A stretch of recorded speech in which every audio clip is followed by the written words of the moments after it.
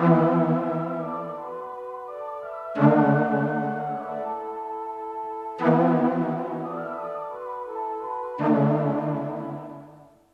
a very good morning and welcome to day 6. First of all, I've just had a very interesting morning. I've been having to change from one outfit to another, been observed by all of Beijing traffic, so that's been an interesting start to the morning.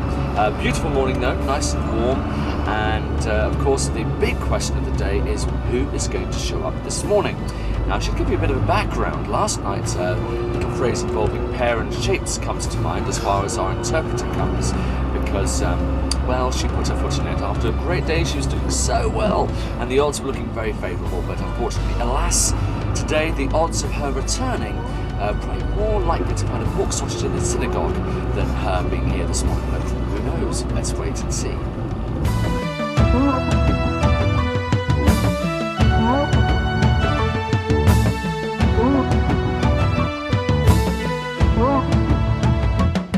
You know that bet we had? Well, guess who showed up? And she's praying. Lion. Lion. We're just about to do a shot where the camera will pan down from the lion into me doing a stand-up. We've just suddenly discovered that the lion seems to have a bit of a nose candy problem.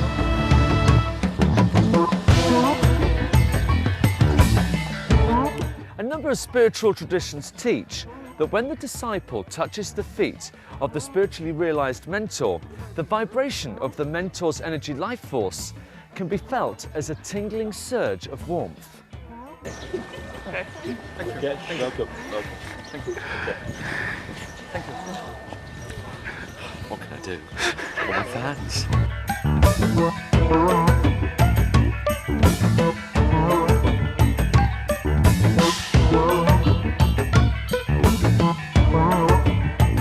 Now, I know it looks like I need a lot of exercise, and I appreciate the fact that this new equipment that we're carrying isn't all that heavy, and I know that it's only this far on the map from one temple to the other in a while, but let me show you something here. It is not a quick walk from one temple to the other. Here is Beijing. Here is the temple we started at, and here's the temple on the other side of town that was, quote, a quick walk. We're in the van right now, and I think I'm going to put my headphones on and take a little nap because it's going to be a while before we get there. The ancient Chinese believed there's a universal life force called qi in every living creature. Legend has it that an old Chinese prayer cautioned against trying to cure a disease, instead advising the sufferer to first find your qi and then you'll be healed. Well, I hope you enjoy the view. That is the Temple of Heaven, and we're very lucky to be here because if it wasn't for a little hissy fit thrown by Martin, we wouldn't have been here.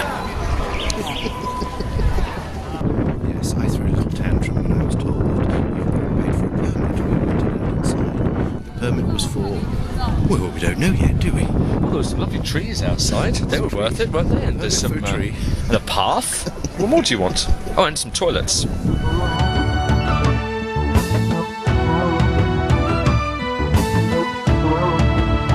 Looking at these buildings, I could be in any metropolis in the world, from Sydney to New York to London to Singapore. But in fact, I'm in the capital of China, Beijing.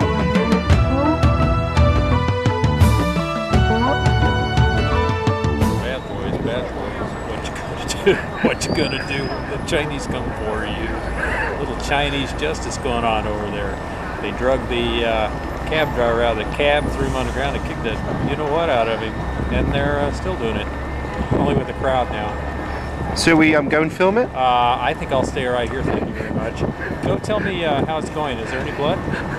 I'll stay here and watch the camera so nobody takes it. No, the incident that just took place seemed rather exciting, actually. Fortunately, none of us were involved. We were just bystanders at the time.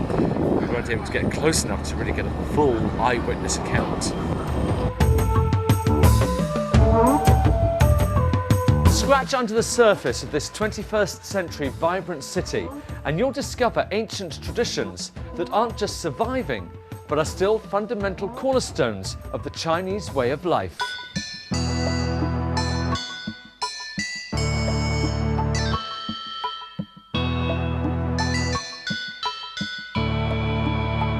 Interesting day. I'll get the chocolate teapot out of the way first of all, which was interesting to see that that was still here. Meanwhile, it's still bloody cold because I'm the only mug wearing a jacket. Bill is still filming, but we've actually made him stop by taking away his battery. So I think it's time for another gastronomic feast. Say Mr. Wong. Mr. Lowe, isn't it? What's his name? Anyway, time to eat, I think. Unfortunately, it's not one fish's lucky night. Bon appetit!